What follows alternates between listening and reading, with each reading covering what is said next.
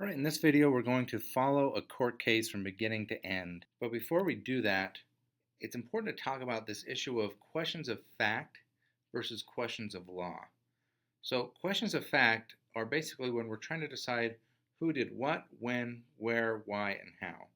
And questions of fact are settled by juries. So, for example, let's say two people get in a car wreck. One person says, hey, I was going when the light was green. The other person says, no, I was going when the light was green. That is a question of fact. So questions of fact are who did what, when, where, why, and how. Questions of law are how does the law apply to the facts? So let's say there's a car wreck. Both people agree on exactly what had happened in the wreck, but they disagree on how the law should apply to their case. This is a question of law, and questions of law are settled by judges. And so now, as we go throughout talking about a court case from beginning to end, this idea of questions of fact versus questions of law becomes very important. Okay, so following a court case from beginning to end, a court case starts with pleadings, goes to pretrial motions, then we move into discovery, jury selection, we'll have a trial, then we can have some post-trial motions, we'll talk about what those are, and then usually the losing side will appeal the decision, and then we'll just have a final note at the end about enforcing the judgment. Okay, so let's start off with pleadings. Pleadings start with a plaintiff's complaint. So a plaintiff is the person who is suing somebody else. So when a plaintiff decides, hey, I'm going to take this guy to court, they start off, they go to court, and they file their complaint. This starts the whole process, and this starts the pleadings. So after the plaintiff makes their complaint, the court will then issue a summons to the defendant, where they basically say, okay, you're being sued by so-and-so for this reason. You need to come to this court and answer by this certain date. Now, what happens is after somebody receives a summons, if they never show up, they never answer, the judge can issue what's called a default judgment against the defendant. So they say, okay, you never showed up, so we're just going to assume you're guilty and issue the judgment against you. So if ever you are summoned, make sure you answer to avoid that default judgment. Now, when the defendant comes and answers, they basically have two different options. They can't just come and give a straight-up answer where they say, yes, I did it, or no, I didn't. Okay, so that's an answer, right? It's either the innocent or the guilty, or you just come out and either say yes or no, whether or not you agree to what had happened.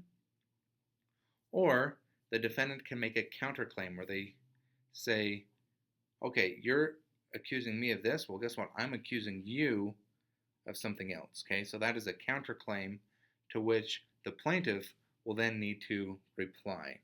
So after the plaintiff has made their complaint and the defendant has given their answer, usually the defendant will file a motion to dismiss, where basically they're saying, okay, they brought this against me, they don't have a case, judge, will you please just dismiss the case and we can go on with our lives. Now, if the judge does not dismiss the case, then we can still have what are called pretrial motions. And we have two of these. The first one is a judgment on the pleadings, where both sides, the plaintiff makes a complaint, the defendant gives the answer, and then they say, judge, just decide this case for us, please. The judgment on the pleadings is based solely on what happens in those pleadings. Now, we could also have a motion for a summary judgment, which is very similar, except with a motion for summary judgment, they can bring in evidence outside of the pleadings. So maybe there's an additional affidavit or public record or something that they can bring in. And then after doing that, the judge can then make a summary judgment on the case. Now, one thing that's important to remember is that both of these motions are to be used only if the facts are not in dispute, right? Because remember, judges can settle questions of law, but juries have to settle questions of fact. So if the two sides disagree on exactly what had happened, the judge cannot make a judgment based on what was brought forward. So both of these motions can only happen if both parties come and they agree on exactly what had happened, but they disagree on how the law applies to their cases. Now, if the case is not settled with a pretrial motion, we'll move on to discovery. So one way to think about discovery is when two sides get together for an athletic contest. They'll usually spend a lot of time preparing beforehand, watching film and getting ready for that contest. Discovery is the same thing but for a trial. So both sides are coming together and really trying to get ready for the trial. During discovery, two main things are happening. First is both sides are submitting their depositions. So a deposition is a testimony of the parties of the lawsuit. So the plaintiff will need to prepare a deposition, and the defendant will also need to prepare a deposition. Also, what we're going to have are interrogatories. So this is where both sides prepare written questions for which the other side will prepare answers that are written and signed under oath. After discovery, we'll have jury selection. And now normally jurors are selected at random from the general population. However, each attorney has the opportunity to question the jurors and challenge whether or not each juror can be impartial in this trial. So there are two types of challenges.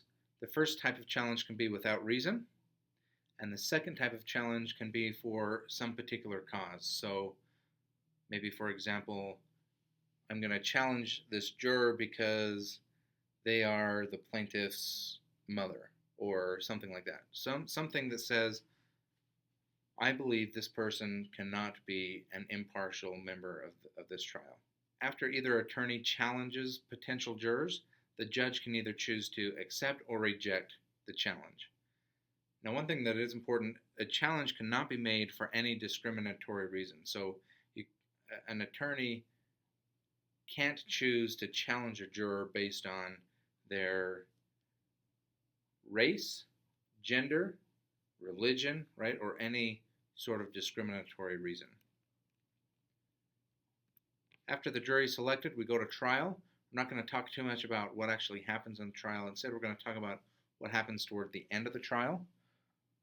The first thing that can happen is if the plaintiff has not submitted sufficient evidence to show that they have a case against the defendant, the judge can issue a directed verdict to the jury, where basically they say, the plaintiff has not submitted enough evidence. I'm directing the jury to come back with a not guilty verdict based on the evidence that was presented. So a directed verdict is actually usually really rare. And so usually then we'll move on to the closing arguments, where each side has their chance to present their last case to the jury. After closing arguments, the judge will give instructions to the jury. We call this charges. And in the judge's instructions, the judge is basically instructing the jury about the legal issues in the case. So telling them how they should apply the law to the facts that they've heard. Then lastly, the jury can come back with a verdict, and they can also issue awards. So an award is something that a losing party pays to the winning party of a lawsuit. After the trial, we have two possible post-trial motions. One of them is a motion for judgment NOV. So this is basically where a judge looks at the verdict that a jury brings back and decides it was unreasonable, and so the judge can then overturn that verdict. Again, this is one that's very rare, but it is possible. Also, we can have a motion for a new trial.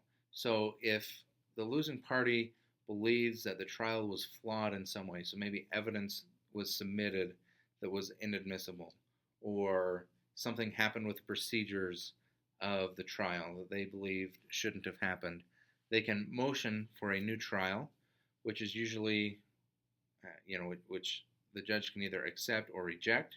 But usually what happens is the losing side is going to appeal the decision to a higher court. And again, this is another issue where our distinction between questions of fact and questions of law come to play again. An appellate court can only look at questions of law, right? Because an appellate court is made up entirely of judges. There are no juries in an appellate court. So if one party is appealing the decision to the court, what they're going to do is going to prepare a brief. A brief is essentially a written document outlining their own legal case to the judge. So the losing side will prepare a brief, send it to the appellate court. We call the person who is appealing, we call them the petitioner, because they're petitioning the higher court to hear the case again. And so then the losing side will also submit a brief. We call this person the respondent. So they're responding to the losing side's petition. So both sides will prepare briefs that will go to the appellate court, and then the appellate court will, if they decide to hear the case, there's a few things that they can do with it. The first thing that they can do after hearing the case is they can affirm. They say, yes, the lower court got it right. We're going to affirm their decision. The next thing they can do is they can reverse the lower court's decision, or they say, okay, the lower court got it wrong. We're going to reverse it. Another thing they can do is they can remand the case back to the lower court. This is where they say, okay, yes, the lower court got some issues of law wrong, and so we're going to send it back because based on these issues of law that they got wrong, we need to resolve some issues of fact. So they remand the case back to the trial court. Another thing they can do is they don't have to affirm or reverse the decision in its entirety. They can affirm or reverse certain parts of the lower court's ruling.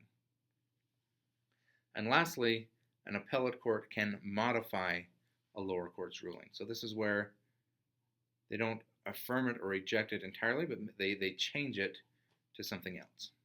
Now, after a case has gone to court and exhausted all of their appeals, now we have to think about enforcing the judgment. And this is important because just because you win a case doesn't mean you end up actually getting the award. So a lot of times a jury or a court will issue awards against somebody, but maybe they go bankrupt or for some reason they can't pay it, they flee the country. Okay, so it's important to understand that just because a court comes out with a ruling, enforcement becomes an entirely different issue.